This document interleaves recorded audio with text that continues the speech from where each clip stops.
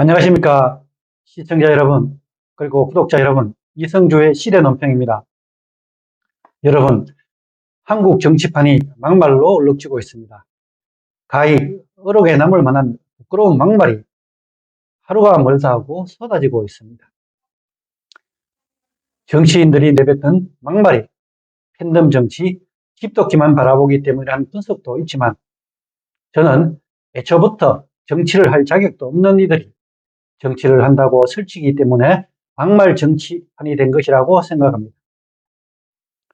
제21대 국회에서 유독 막말 정치인들이 판치는 것은 기상천외한 선거법 개정을 통해 검증도 받지 않는 이들이 국회에 들어갔기 때문입니다. 4년 전 총선 때를 한번 돌이켜 보겠습니다. 당시 국민들은 그동안 양당 정치 폐단을 지켜보면서 국민 수준에 맞는 정치 개혁을 원했습니다. 그리고 당시 여당이었던 민주당과 진보계열 정당들은 이러한 여론을 등에 업고 2019년 연말 다당제가 필요하다며 패스트트랙을 발동해 연동형 비례대표제를 통과시켰습니다. 하지만 거대 정당들은 그때부터 기상천외한 꼼수로 무늬만 다른 동색의 위성정당을 만들어 비례대표 47석 쟁탈전을 벌였습니다. 국민의힘 전신인 자유한국당은 비례대표를 한 석이라도 더 차지하기 위해 미래통합당으로 당명을 바꾸고 미래한국당이라는 위성정당을 만들었습니다. 민주당도 전략적 임시정당인 더불어시민당을 만들어 다시 헤쳐 모였습니다. 당시 다수 의석을 기대했던 정의당은 민주당 편에 서서 연동형 비례대표제를 통과시켰지만 결국 거대 양당의 뒤통수만 맞았습니다. 당시 연동형 비례대표와 위성정당 출연은 한국 정치사의 최악의 선례라는 비판을 받았습니다.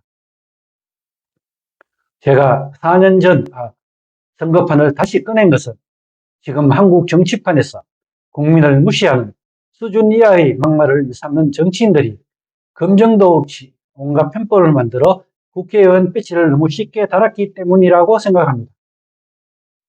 그런데 이번 21대 총선도 지난 총선과 다를 바 없을 것 같은 불길한 예감이 듭니다.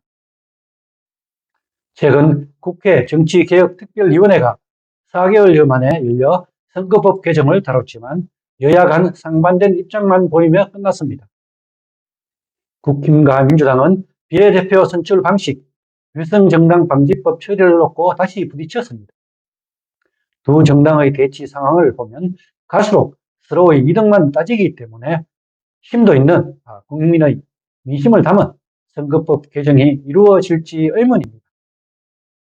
아마 이번에도 위성정당을 만들어 비례대표 쟁탈전을 벌일 것 같습니다.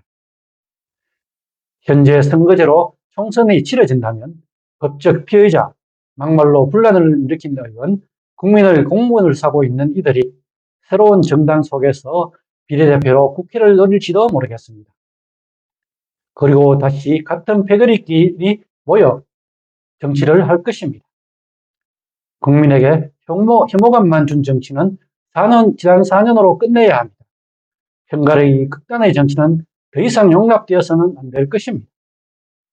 국민들은 또다시 4년 내내 정쟁만 하는 국회를 더 이상 원치 않을 것입니다. 지금까지 이성주의 시대 논평이었습니다.